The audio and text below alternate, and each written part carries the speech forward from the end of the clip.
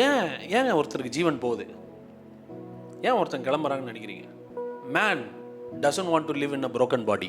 இது டேமேஜ் ஆகிட்டே இருந்துச்சுன்னா அவன் இங்கே இருக்க கம்ஃபர்டபுளாக இல்லை, கிளம்புறான். ஒன்றா அவன் சரி பண்ணணும், இல்லைன்னா அவன் என்ன பண்ணுறான்? கிளம்புறான்.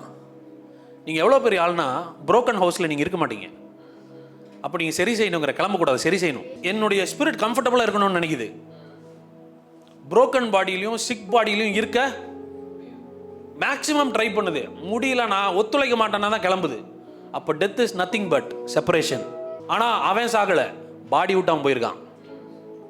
அவன் நான் சார் பயாலஜி கிளாஸ் எடுக்கிறீங்களா? இல்லை, நான் ஸ்பிரிச்சுவல் ட்ரூத் அவங்களுக்குள்ள இறக்கிட்டு இருக்கிறேன். நீங்கள் யாருன்றது தெரிஞ்சுக்கோங்க. நீங்கள் யாருன்னா, நீங்களாம் அவ்வளோ வசதியானவங்க, அவ்வளோ கம்ஃபர்டபுளாக இருக்கிறவங்க. நீங்கள் you can not take it comfortably. அதாவது பலவீனத்தை உங்களால் அட்ஜஸ்ட் பண்ணிக்க முடியாது. உள்ளே இருக்கிறவன் துடிப்பான்.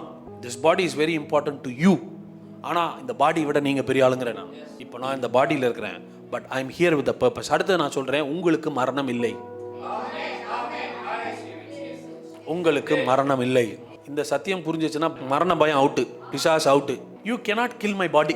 என் பாடி வேணா நீ தொடல, என்ன தொடவே முடியாது. நீ என்ன தொடவே முடியாது. இதுலேருந்து வெளியே வந்தாலும் நான் நானாக தான் இருப்பேன். நான் நானாக இருந்து தான் இதுக்குள்ளே வந்திருக்கிறேன். அதே மாதிரி இனிமேலும் நான் நானாக தான் இருப்பேன். எனக்கு அழிவில்லை. கர்த்தருக்கு அழிவில்லைன்னா எனக்கு அழிவில்லை. ஏன் தெரியுமா? அவரை போல தான் நான் சிருஷ்டிக்கப்பட்டிருக்கிறேன். தேவனுக்கு அழிவில்லை, தேவனை போல சிருஷ்டிக்கப்பட்ட எனக்கும் அழிவில்லை. Nobody can destroy you. உங்களை அழிக்கவே முடியாது. நீங்கள் இந்த சரீரத்தில் வாசமாக இருக்கிறீங்க. இந்த புரிதல் தான் பயப்படுறோம். எல்லாருக்கும் என்ன பிரச்சனைனா, செத்தா என்ன ஆகும்னு தெரியல, அதனால தான் சாவை பற்றி பயப்படுறாங்க. ஆனால் செத்தா என்ன ஆகும்னு சொல்லிட்டேன்னா நீங்கள் சந்தோஷப்படுவீங்க. அதுக்காக யாரையும் சாக சொல்ல. நான் செத்தா என்ன ஆகும்னு தெரியாததுனால தான் இன்னைக்கு மனுஷன் பயப்படுறான். ஆனால் செத்தா என்ன ஆகும்னு வேதம் சொல்லி கொடுத்து தெரியுமா? பவுல் சொல்கிறாரு, நான் தேகத்தை விட்டு பிரிந்தால் தேவனோடு இருப்பேங்கிறார். பவுலுடைய டாக் பாருங்க, என்ன சொல்கிறாருன்னா, இந்த பாரு, இந்த பாடியிலேருந்து கிளம்புனா நான் யாரோட இருப்பேன்? ஏன்னா அவர்கிட்ட இருந்தால் வந்தேன், திரும்பி அவர்கிட்ட போயிடுவேன். நீ சும்மா 4-5 பிளேஸ் சொல்லு, பாதாளம், பரதேசி, நரகம் அப்படின்னு நீ 4-5 பிளேஸ் சொல்லலான்னு எனக்கு தெரியும். டைரெக்டாக அவர்கிட்ட தான் போவேன் நான். ஓகே, இந்த தேகத்தை விட்டு பிரிஞ்சா அடுத்த நொடி நான் கர்த்தரோட இருப்பேன். என்ன ஒரு கான்ஃபிடென்ஸ் பாருங்கள். இன்னைக்கு உங்களுக்கும் அந்த நிச்சயம் இருக்கணும். பிரிஞ்சா அவரோட இருப்பேன். நான் தேகத்தை விட்டு பிரிந்தால் தேவனோடு இருப்பேன். அது எனக்கு அதிக நன்மையாக இருக்கும். ஓகே, அதிக. ஆஃப்டர் டெத் என்ன மாதிரி லைஃப் வாழ்வீங்க? த மோர் பிளஷர் லைஃப். அங்கே உங்களுக்கு கண்ணீர் இல்லை.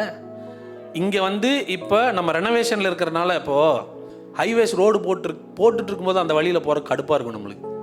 ஏன்னா டைவர்ஷன் போட்டு விட்டுருப்பான், கல் மேலே. ஆனால் போட்டதுக்கப்புறம் அட்டி ஹைவேஸில் 100-120 நம்ம போகலாம்.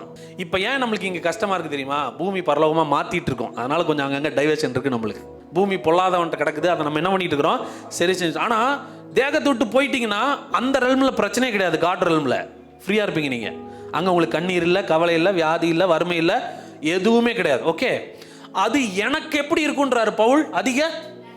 ஆனாலும் நான் தேகத்தில் இருந்தால் அது உங்களுக்கு நன்மையாக இருக்குங்கிறார்.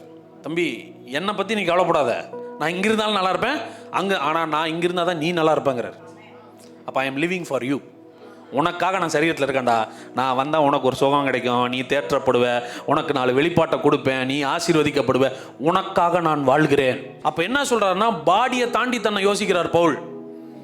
என்ன, அதனால தான் இப்போ நம்ம வர்ஷிப்பில் கேட்டாலும், பவுலை அடித்து போட்டு செத்துறான்னு நினச்சாலும் நீ பாடியை தான் கொண்ட, நான் என்ன இருக்கேன், ஐ எம் கம்மிங் பேக்குங்கிறார். வெளிப்பாடு உள்ளவர்களால் தான் இப்படி வாழ முடியும். வெளிப்பாடு உள்ளவர்களுக்கு எதுவும் தடையல்ல, எதுவும் எதிரியும் அல்ல. You are more powerful then your situation. இயேசு சொல்கிறார், இந்த ஆலயத்தை இடித்து போடுங்கள், 3 நாள் அதை.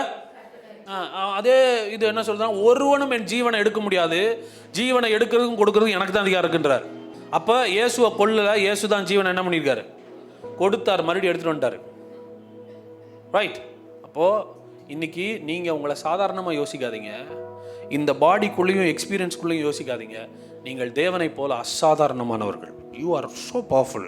இதை நீங்கள் மெடிடேட் பண்ணிங்கன்னு வைங்களேன், நீங்கள் யார் உங்களால் என்னெல்லாம் செய்ய முடியும்னு நினச்சிங்கன்னா, பூமிக்குரியவைகளை அல்ல, நீங்கள் மேலானவைகளை நாட ஆரம்பிச்சிருவீங்க. சூப்பர் நேச்சுரலாக திங்க் பண்ண ஆரம்பிச்சிருவீங்க. உங்கள் லைஃப்பில் உங்களுடைய ரியல் பவர் வெளியே வர ஆரம்பிக்கும். ஆமென்.